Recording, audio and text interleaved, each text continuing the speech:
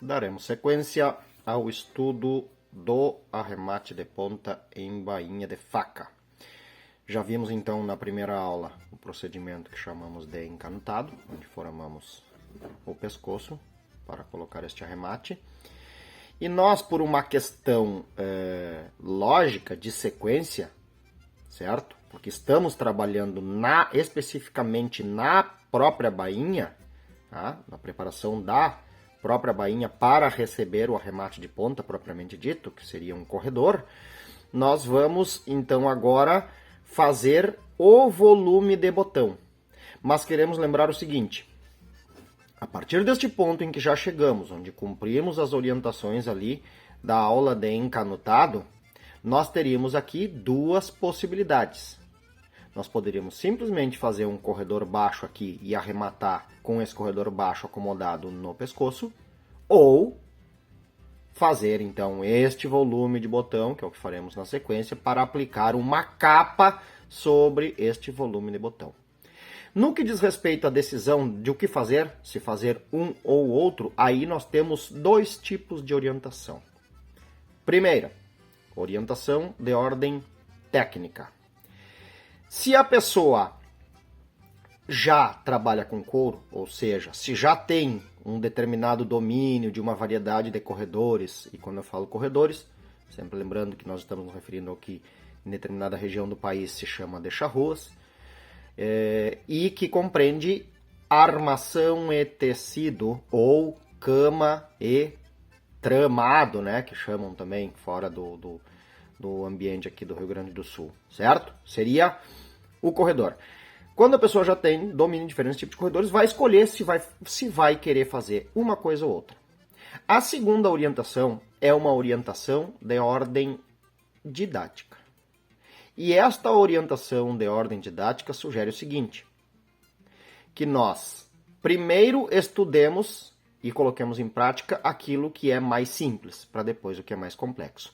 Então, quem vai começar a estudar corredores, quem não faz corredores, que vai estudar corredores, a partir do material que estará disponível no módulo de técnicas adicionais do curso Bainhas do Rincão, a sugestão é que pratique primeiro o arremate de ponta baixo. Ou seja, sem esta técnica que nós vamos aplicar agora na sequência, que é a formação do volume de botão. Mas nós vamos ver aqui agora, antes de começar efetivamente, uma prática que é muito importante para ambas. Tanto para a aplicação do volume de botão, quanto para fazer o corredor baixo. Que qual será? Bom, para explicar o que nós vamos fazer agora, eu tenho que lembrar, coisa que o pessoal do Linguagem dos Tentos já é acostumado, que nós, dentro da proposta do curso, nós temos uma série de práticas que visam reconhecer alguns vícios guasqueiros que atrasam, de certa forma, tecnicamente a nossa atividade e buscar alternativas para corrigir estes vícios, certo? E aqui vai uma confissão, eu tenho que admitir que tem alguns desses vícios que eu tenho bastante dificuldade de me desfazer deles. Por quê?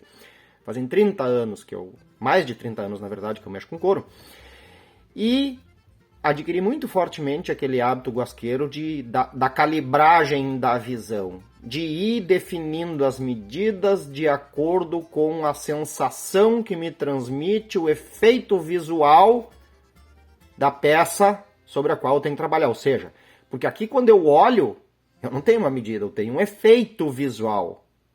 Eu tenho uma estimativa visual da dimensão desta ponta aqui. Eu tenho, claro, para o pescoço eu já medi 7 milímetros, justamente para dar a ideia de já começar a trabalhar com medida, certo? Só que agora nós vamos ver aqui uma prática que pode ser tomada como uma alternativa de estudo para evitar essa dependência da calibragem do olho. Ah, não, eu uso um tento mais ou menos de tal largura, de mais ou menos tal espessura, porque a ponta ali tem mais ou menos tanto. Não, nós vamos estudar aqui uma maneira de eliminar um tanto desse risco do mais ou menos, trabalhando com medidas. Como é que nós vamos fazer isso? Nós vamos tomar uma medida agora do perímetro desta ponta aqui, certo? Como nós vamos fazer isso aí? De maneira bem simples, utilizando um tentinho. Deixei um tentinho aqui à mão, vamos pegar, ó. Usar um tentinho, uma ponta de um tento aqui assim, certo? para a gente tomar a medida do perímetro. Com tentinho e régua a gente faz isso facilmente. Vamos utilizar, para ter precisão, vamos utilizar uma colagem provisória desta ponta de tento aqui. Certo? Ó. A gente bota uma gotinha ali, ó. Gotinha de cola instantânea. Na pontinha desse tento. E aí vou colar a pontinha do tento aqui no centro do meu pescoço. Pronto. Ó. Tô com ela coladinha ali. Como é branco em cima do branco, se eu fizer a ponta coincidir com o encontro dos couros ali, ó, me facilita a marcação que eu vou fazer para a tomada da medida do perímetro do pescoço. E aí, como é que eu vou fazer essa tomada? De maneira muito simples. Enrolo aqui. Deixa eu tomar foco. Vamos lá, câmera, nos ajuda com foco aí. Olha, ó. Enrolo, sobrepondo uma outra. Vamos tomar a nossa lapiseira aqui. Ó, enrolo, sobrepondo uma a outra. E marco. Pronto. Aqui, neste trechinho de tento, eu tenho a medida do perímetro. Eu tô olhando pela câmera, não me dá... Ó, a marquinha do grafite ficou um pouquinho por cima, mal e mal por cima da ponta. Mas é uma diferencinha mínima. Vamos corrigir essa diferencinha. Pronto, agora sim. Que eu tava olhando pela câmera e aí é difícil de ter uma precisão. O foco não nos ajuda muito e como é tudo branco com branco ali, fica... Ó, agora sim, ó. Corrigir a diferencinha, certo? Tá. Agora a gente arranca essa pontinha dali. E temos a medida do perímetro do nosso carretel. Vamos ver aqui. Vamos ver aqui. Podemos medir sobre a régua mesmo, ou, olhem só, em torno de 30, me parece 34 milímetros. Olha ali. 34 milímetros, certo? 34 milímetros de diâmetro. Para que nos serve isso? Vejam só. Para quem utiliza um padrão, e eu aqui procuro utilizar um padrão aproximado, ó, vejam que este couro ele tem próximo a 3 milímetros. Não bati paquímetro aqui, interessante, seria bater paquímetro, né? Se eu tivesse batido paquímetro aqui, tendo a medida exata, eu já tenho uma estimativa da medida que vai dar. Porque se eu estiver usando um couro da mesma espessura, eu uso sempre o mesmo forro. Aqui é o meu forrinho de raspa de porco, que é o forro que nós elegemos aqui no Rincão dos Couros para fazer o couro que nós utilizamos para fazer forro de bainha. É sempre o mesmo couro. Se eu bater o paquímetro lá na minha peça de couro, que eu estou usando para fazer a bainha, e der a mesma espessura aqui, claro, tem as questões lá de condições de fibra do couro, como o couro responde à sova, a condição de umidade do dia, que dá margens a pequenas variações. Mas se eu estiver trabalhando com a mesma espessura de couro, a probabilidade de eu ter um diâmetro muito semelhante aqui, utilizando a mesma prática, claro, eu fiz um falquejo aqui, né? Se nesse falquejo eu aprofundei um pouquinho mais o falquejo, eu vou ter menos medida, um pouquinho, mas sempre aí vai ser uma variação pequena, bem diferente dos níveis de variações que eu tenho sem ter tomado medida, simplesmente pela minha avaliação visual, certo? Então, se cada vez que eu fizer bainha eu tomar esse cuidado, meço a espessura do couro aqui assim, eu começo a preparar e confirmo a minha medida, começa que eu já vou partir de uma estimativa, certo? Eu já tenho essa medida inicial aqui para me dar uma ideia do quão próximo eu vou chegar desse diâmetro aí, certo? O que eu posso fazer? Ó, aqui nós temos um taco de estudo de corredores, ó, diferentes medidas de diâmetros, certo? E claro, cada diâmetro vai ter um perímetro distinto a ser coberto pelo corredor.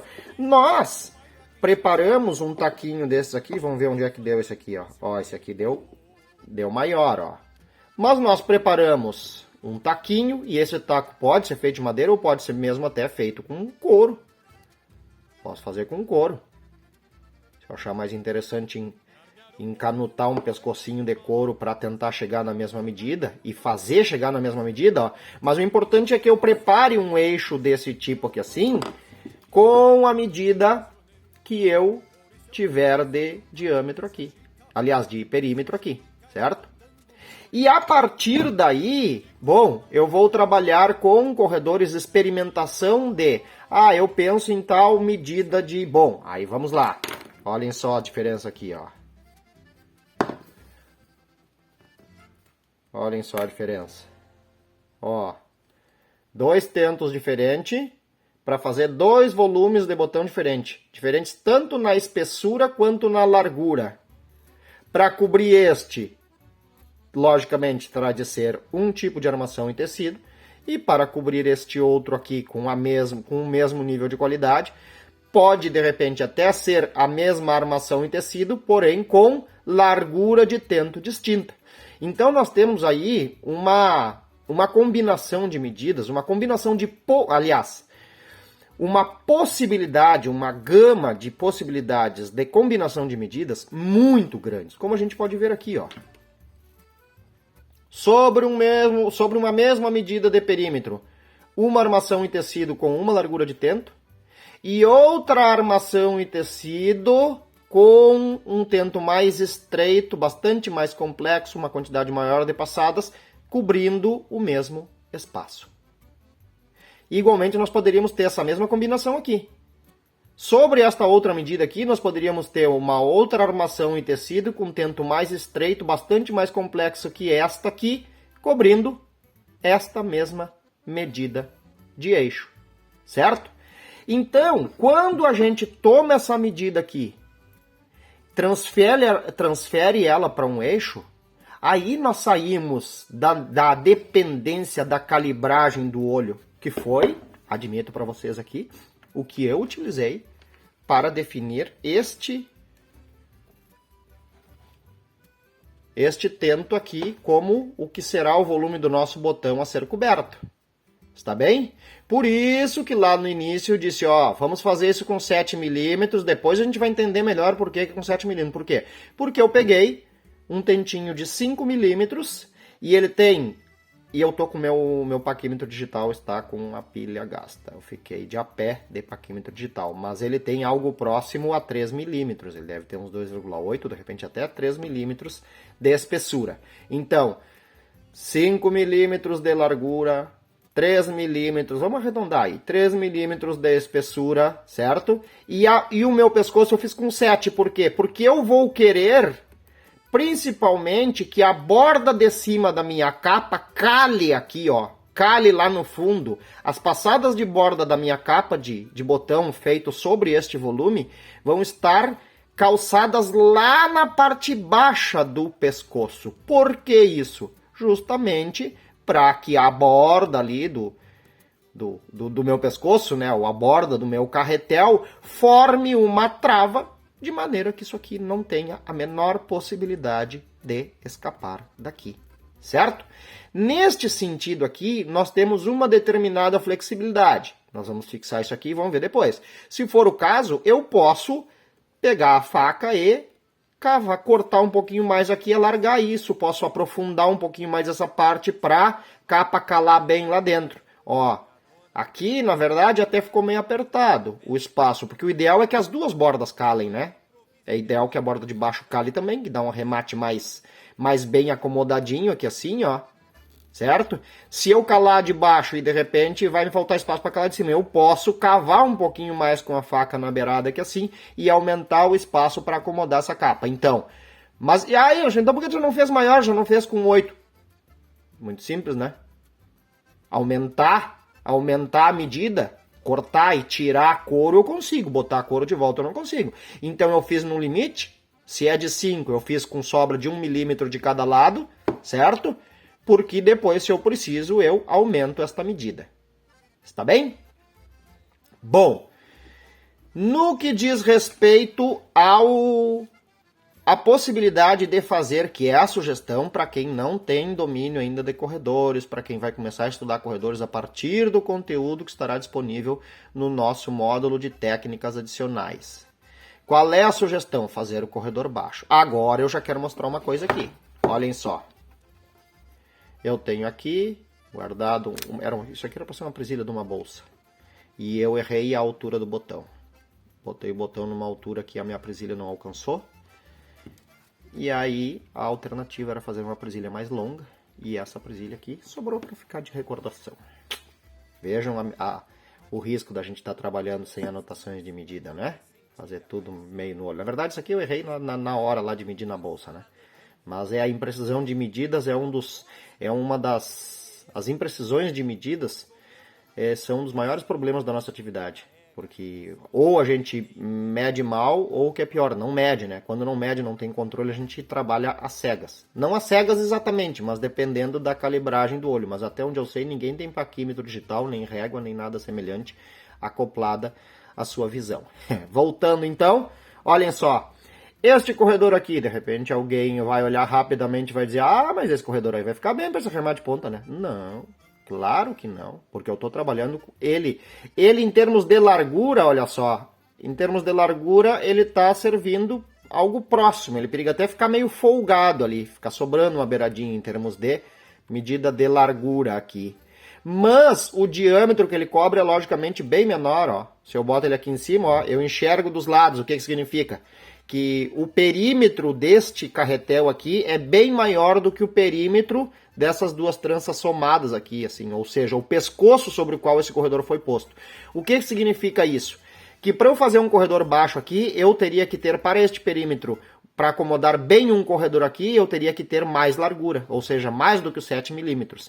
E como que a gente chega numa precisão de que medida eu preciso ter ali? Bom, o nosso taquinho aqui no perímetro do pescoço nos possibilita experimentar diferentes armações, diferentes larguras de tento para ter uma medida exata. Quando eu tenho o corredor com a medida exata que eu preciso, bom, aí eu já sei, eu vou usar. Aí eu posso ter inclusive uma variação aqui assim de diferentes larguras de tento, diferentes combinações de armação em tecido. E aí eu posso escolher, bom, eu vou fazer esse aqui, com esse aqui eu preciso de tal medida de largura lá de pescoço sobre a ponta da minha bainha.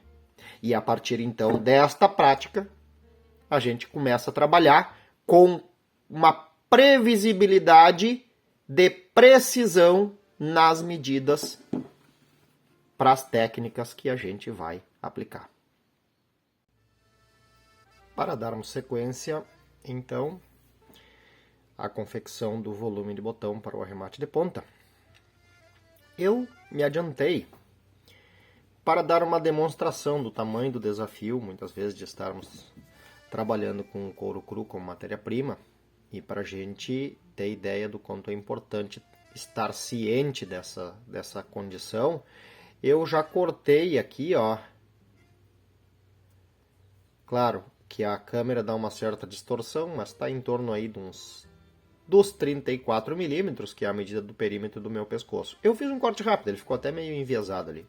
Mas eu fiz esse corte rapidamente, simplesmente para demonstrar algo que é muito interessante. Primeiro momento, o que se pensa? Ah, eu cortei no perímetro, que eu medi com o tentinho lá, então tá na medida do perímetro do pescoço, esse couro deve estar suficiente para acomodar bem em torno do meu pescoço e fazer o volume do botão. Vejam só. Ó, vou tentar apertar aqui com os dedos para mostrar o quanto está justo. E vejam. Olhem a diferença que deu de necessidade de extensão de material quando eu mudo de um tentinho de lonca para um tento de couro. O que tem ali? Pelo menos uns 6 milímetros de diferença. Certo? Isto é por quê? Porque, lógico, eu não estou dobrando Eu não estou dobrando uma fitinha de fibra de couro bem estreitinha. Tem uma quantidade enorme de fibras aqui assim que tem que se acomodar numa posição circular. E é claro que essa acomodação dessas fibras gera uma espécie de contração, né? Umas contra as outras. E isso diminui a capacidade de se distender dessa fibra em torno da superfície circular. Por isso que parece que o couro encolhe. Na verdade não é, que nós estamos acomodando uma quantidade maior de fibras neste movimento circular. E essa acomodação não pode acontecer perfeitamente como acontece com a lonca caprina. Então, nós agora vamos para o corte propriamente dito da fração, que a gente já viu que tem que ser maior do que os 3,4, né? Vai dar em torno aí, possivelmente, de uns 40 milímetros. Mas nós já vamos adiantar aqui um outro detalhezinho importante desse corte. Primeiro, tem que estar esquadrejado. Claro, o ideal é que esteja esquadrejado. Aqui ele ficou com aquela falhazinha de esquadrejamento do outro, né? Mas, outro detalhe é o seguinte. Quando a gente trabalha com cortes, na maioria das vezes o que a gente quer é que a lâmina da faca esteja perpendicular à superfície a ser cortada. Ou seja, eu tenho aqui um ângulo de 90 graus. Para fazer este corte aqui, porque vejam bem, ó, deixa eu pegar outra pequena aqui, ó. Existe uma tendência natural de que as bordas de fora se posicionem mais distantes uma da outra do que as bordas de dentro. Então eu tenho que compensar esta tendência no corte, ou seja, quando eu faço o meu corte aqui, eu não vou fazer com a faca em pezinha, eu vou representar com a mão aqui. Eu não vou fazer com a faca perpendicular, eu vou dar uma inclinada no corte para cortar assim. Ou seja, eu vou refletir este ângulo para a superfície, ou seja, eu terei a borda de fora, a borda da flor, mais longa, mais projetada para frente, angularmente, do que a parte de dentro, certo? Isso é importante para que eu consiga acomodar bem as pontas deste tento que eu estou utilizando para fazer o volume de botão. E por que eu estou dizendo sempre fazer o volume de botão? Porque nós poderíamos, no lugar de tudo isso, como é feito no arremate de ponta tradicional, que a gente já viu lá no Linguagem dos Tentos, nós poderíamos estar fazendo um botão aqui. Inserir tentos aqui assim e confeccionar um botão, certo? Só que o botão sempre nos dá uma possibilidade de variação de medidas muito maior, ou seja, aqui eu fico muito mais próximo da padronização, tanto que eu tenho um tento cortado aqui de um comprimento, que ele pode me servir de repente para até umas 3 bainhas que eu tenha com a mesma medida de pescoço, eu posso utilizar esse mesmo tento aqui. Então, quer dizer, se eu cortar esse aqui, ele vai me dar sempre a mesma medida, que assim, de largura e de altura. Se eu estivesse trabalhando com tentinhos para confeccionar o botão, mudou o dia em que eu estou fazendo isso, pega um dia mais úmido, já os tentos se acomodam melhor por causa da umidade e o botão já fica com um volume diferente. Aqui eu tenho uma possibilidade de padronização muito maior. Não ficou bem angulado o meu corte, ó. Ficou atravessado. É a dificuldade de estar trabalhando no campo de visão da câmera. Bom, como eu já expliquei que esse corte ele tem que ser feito com a lâmina levemente inclinada, ó, para dar este efeito aqui. Vamos botar a mão aqui para pegar o foco. Ó, para dar este efeito aqui da borda de fora mais longa, agora eu vou repetir esse corte fora do campo de visão para que a gente possa fazer ele com um melhor esquadrejamento lateral, ó, que ele ficou enviesado, certo? Então vou dar uma pausadinha aqui na câmera e retomamos adiante do corte feito. Agora sim, corte devidamente angulado e esquadrejado. Nós vamos medir a quantidade necessária para o nosso volume de botão. Como? Mais ou menos do mesmo jeitinho lá que a gente... Opa, saí do campo. Mais ou menos do mesmo jeitinho lá que a gente fez com o nosso tentinho, ó. Eu sobreponho as pontas aqui e marco com a minha lapiseira.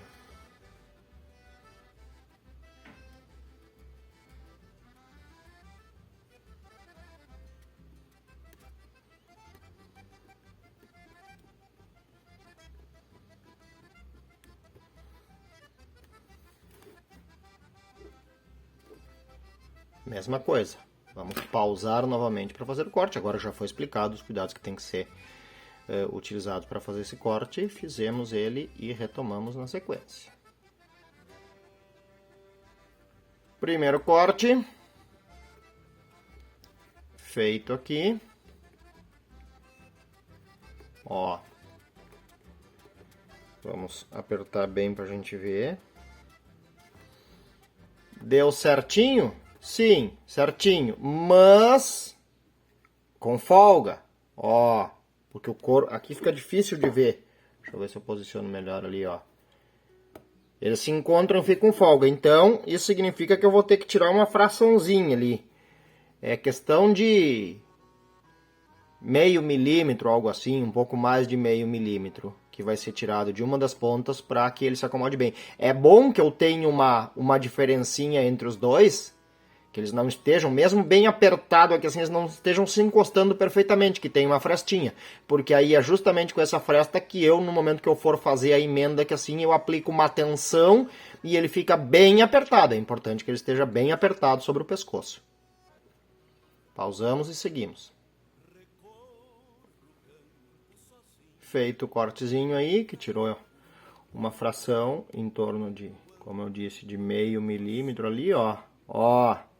E agora eu tô apertando com os dedos aqui e se mantém uma frestinha ali, ó. Pronto. Isso aqui é uma medida boa que eu tenho para poder fechar. Certo? Poderia ser até um pouquinho maior aquela fresta ali. Deixa eu espiar por fora da câmera aqui. Mas aí seria uma assim, ó, uma nesguinha de nada para tirar mais ali, para que eu tenha isso bem apertado, certo? Vou aproveitar e vou fazer isso, vou tirar. É uma fraçãozinha de milímetro ali, é simplesmente para aumentar a tensão desse pescoço, aliás, desse volume de botão sobre o pescoço. Pronto, aumentamos levemente a nossa frestinha ali. Agora com isso eu vou conseguir acomodar esse volume de botão bem tensionado. A partir daqui eu lançarei mão deste cordão.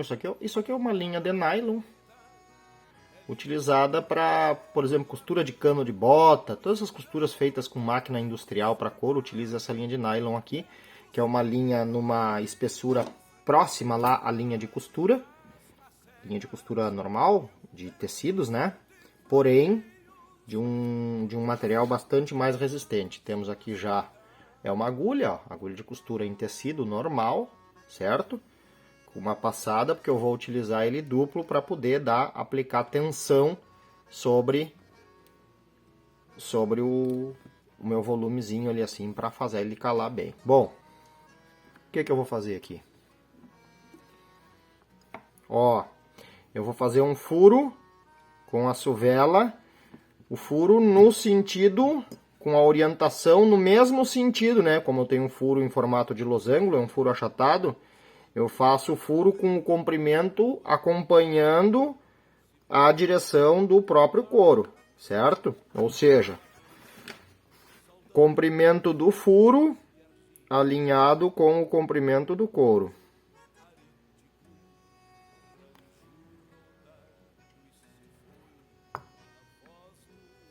Bom, eu vou proceder os dois furos e já mostro na sequência os cuidados, porque senão, se nós mostrarmos toda essa furação, vai tornar ainda mais longo este vídeo.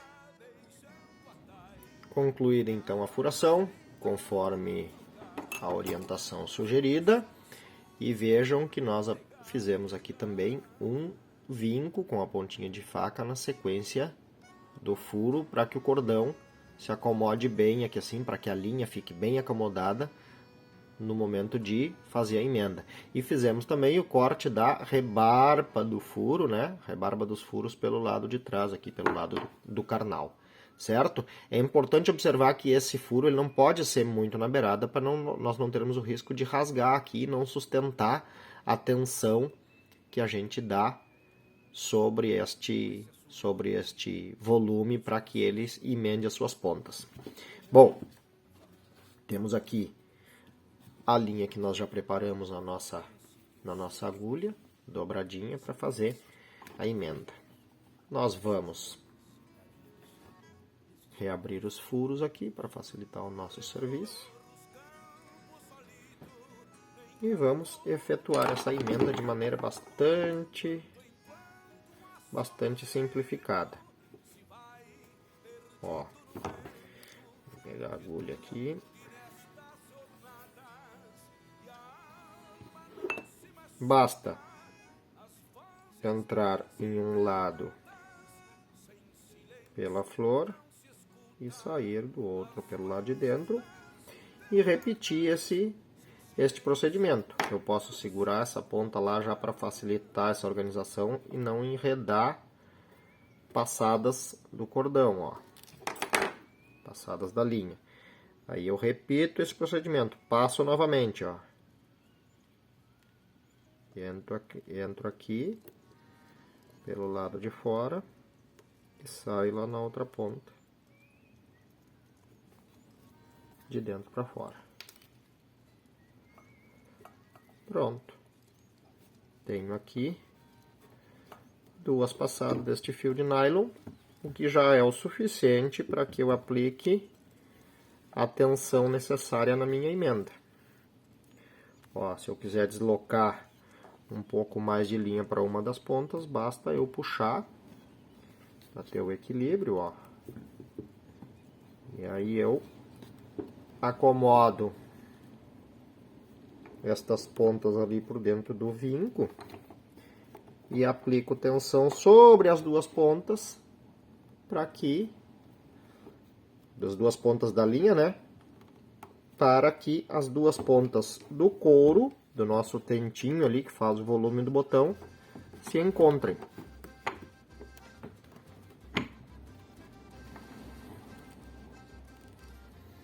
Pronto, ó.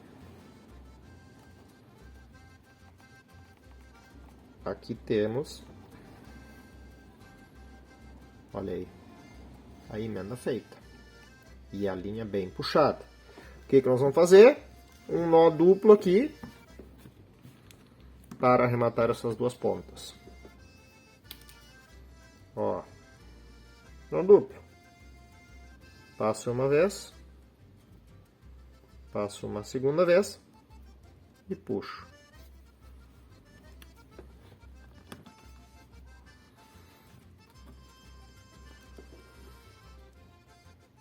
Pronto.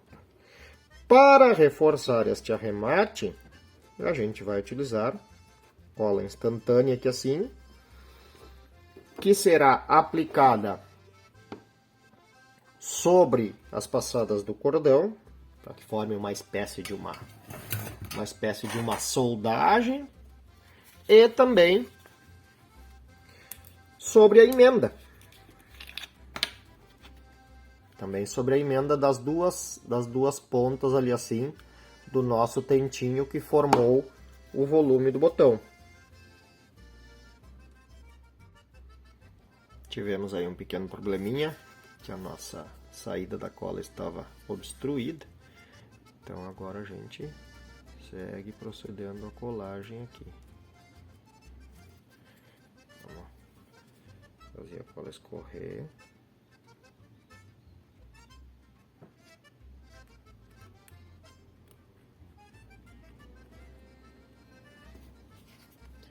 Pronto. Colamos o cordão. E a gente trabalha com a ponta do cravador aqui, para que essa cola se infiltre ali entre as 2 pontas. Depois, uma pressãozinha com o próprio cravador aqui.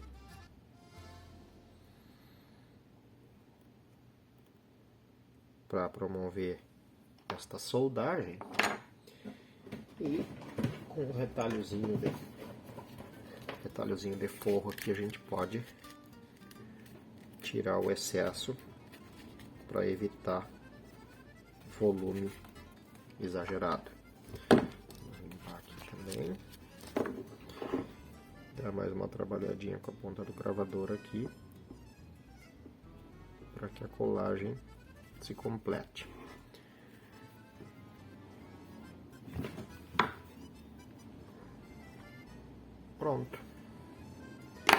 aqui. Podemos cortar rente.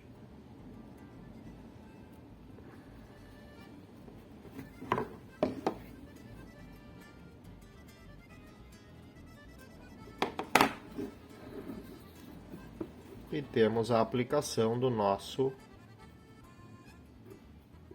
volume de botão, sobre o qual nós faremos a capa para o corredor de encapar para o nosso arremate de ponta. Certo? Mais instruções. Possibilidade, travar, poderíamos aplicar uma trava aqui. Como a gente ajusta, faz algum ajuste adicional agora ao nosso pescoço, ao nosso carretel, tudo isso estará na aula em que a gente dá sequência na confecção da capa de botão que conclui o arremate de ponta.